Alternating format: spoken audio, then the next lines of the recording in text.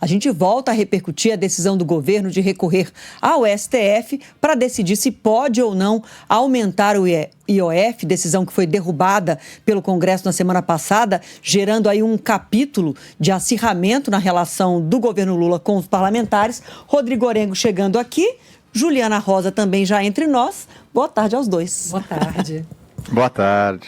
Começo por você, Orengo, porque afinal bateram na porta do STF. Desde que houve a derrota no Congresso, a avaliação era de que se o governo decidisse ir ao Supremo seria um acirramento da crise, e foi exatamente o que o governo escolheu, né?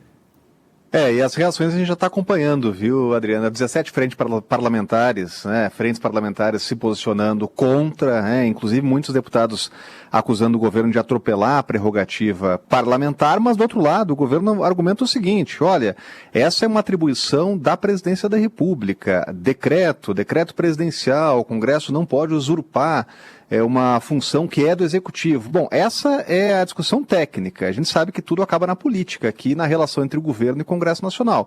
O governo foi derrotado, uma derrota acachapante.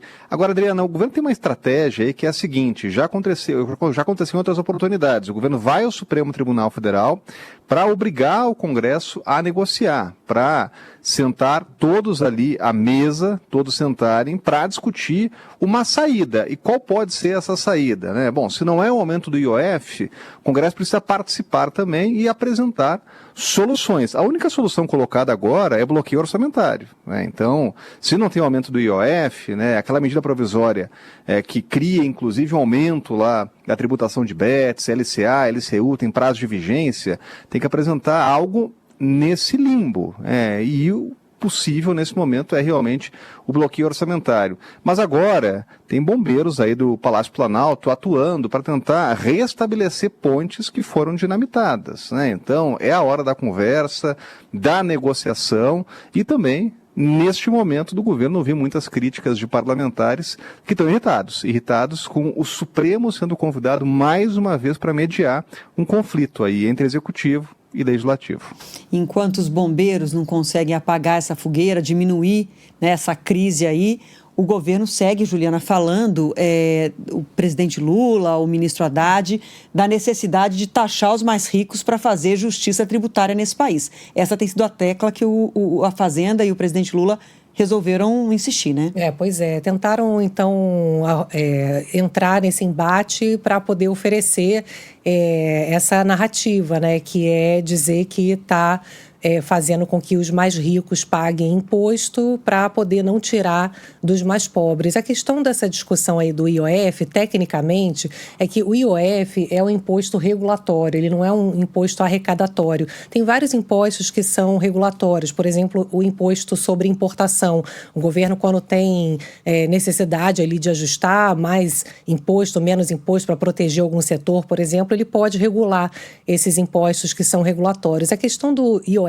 especificamente é que o governo está argumentando que tem elementos ali regulatórios, por exemplo, o risco sacado, que é uma espécie de crédito que hoje, se você é empresário, pequeno empresário, deve conhecer. Você pode antecipar pagamentos de fornecedores, tipo um capital de giro, e não é considerado, teoricamente, aqui, crédito, então ele não tem cobrança de IOF. Então é uma brecha que o governo tenta fechar. Mas quando você vai pegar o decreto todo do IOF, não é só regulatório e é claramente muito mais arrecadatório, porque a primeira versão, inclusive, do IOF prevê aumento de 40 bilhões em impostos. Então não é um ajustezinho, né? É algo realmente com peso muito grande e cobrança, nesse caso do risco sacado, onde dobra o custo do crédito para pequenas empresas, microempreendedores individuais.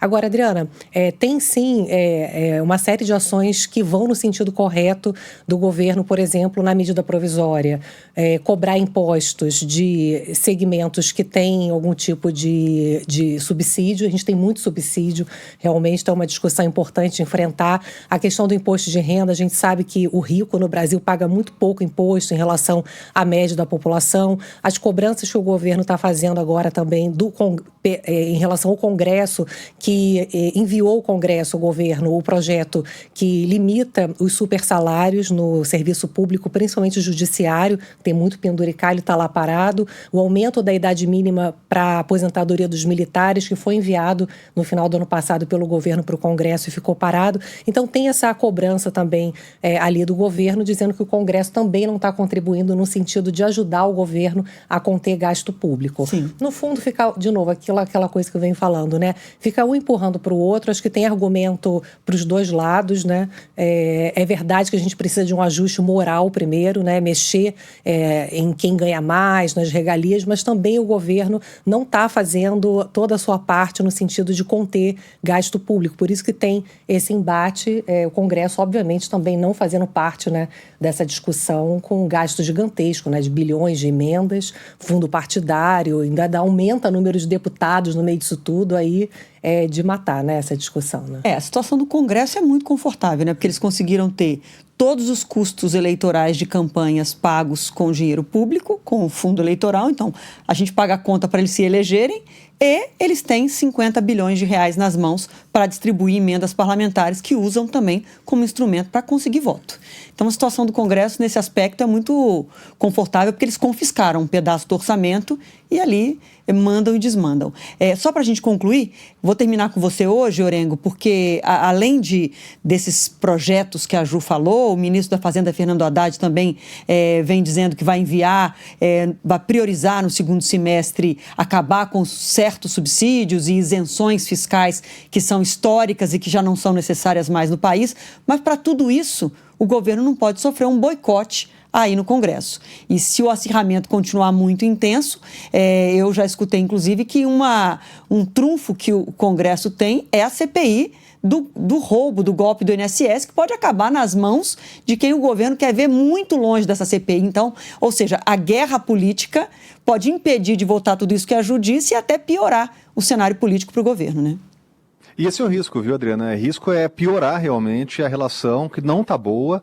Então, não adianta nesse momento também ficar elevando o tom do discurso, né? Os recados já foram dados. Quando o presidente vai lá e fala, inclusive, e joga uma responsabilidade para o Congresso Nacional, né, sobre uma guerra tributária entre ricos e pessoas que ganham menos, isso tem a reação muito negativa no Congresso Nacional. Né? Então, essa chamada guerra de narrativas, a gente já viu dos dois lados, né?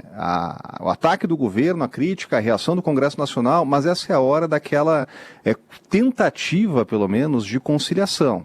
Por isso que reuniões estão sendo marcadas, líderes governistas já estão atuando, né? A gente viu e vai ver nos próximos dias, essa é uma expectativa, né, de tentativa de criar caminhos justamente para sair desse impasse entre governo e Congresso Nacional.